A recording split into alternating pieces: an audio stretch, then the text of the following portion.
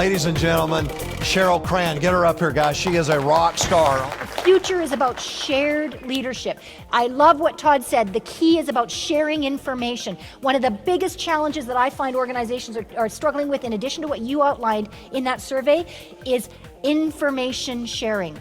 Downloading what the Zoomers and traditionalists have taken years to learn and putting it in a format where everybody has access to use that information in order to drive business forward. Now, old style thinking, why would I download everything I know so that somebody else can be promoted in 3 or 6 months? Okay? New style future thinking, it's all part of moving the organization forward. I'm not threatened by somebody who might get promoted sooner than I did. Yes, I did 15 years at a time, but that's the way I had to do it to get to where I am. Most Gen Ys and X's now are saying, I'm not going to be here for 15 years, so please guide me, show me, share me the information so that I can be most effective while I'm here.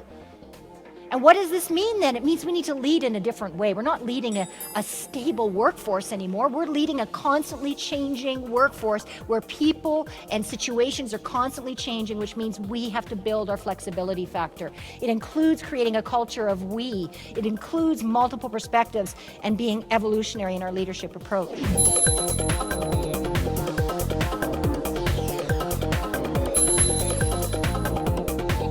If we look at the top 3 challenges that many of you in this room are facing, and I did a survey survey for some of the attendees, and I know some of you responded, and for those that did, thank you.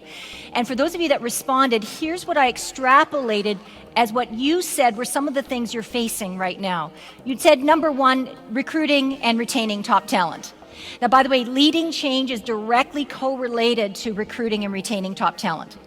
Because organizations that are creating a brand of attraction for people to work, regardless of generation, have the future of work. Organizations that are looking at what is exciting people for them to work.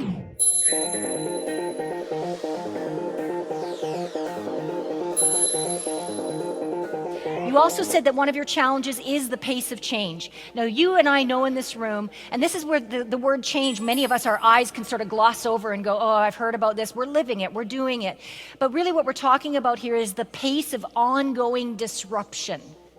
That's the way I would coin it, is the pace of ongoing disruption is causing many of us to be more stressed. It's causing many of us to go, well, wait a second, we were doing this over here. Now we have to pivot and do this over here.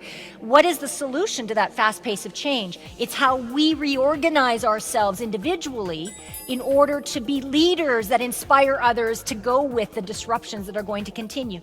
The disruptions are not going away. We know this. We live in a globally volatile reality. We live in a constant threat to security. We live in a constant environment of having to adapt and be agile to people, situations, and processes.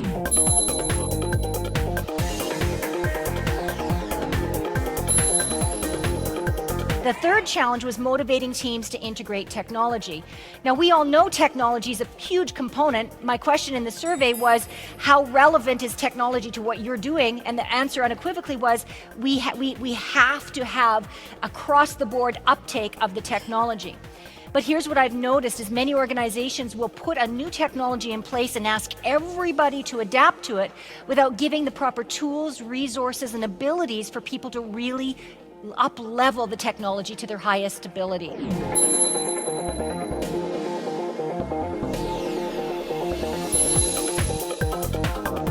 What this means is we have to upgrade our operating system, just like we do with our technology. As humans, we are rewiring our brains. We are building new synapses here so that we can correlate things, that we can link things together.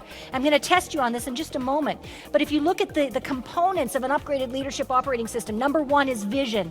And it doesn't matter what your personality style is, everybody has the capability to have vision. And one of the things I notice when I coach leaders is that the thing that is the most, what I would call immobilizing to them, is they've lost sight of the vision. They've lost sight of, why am I here? What are we doing? How is it changing the workplace? How is it changing the world? And we lose sight of the impact that we each individually make.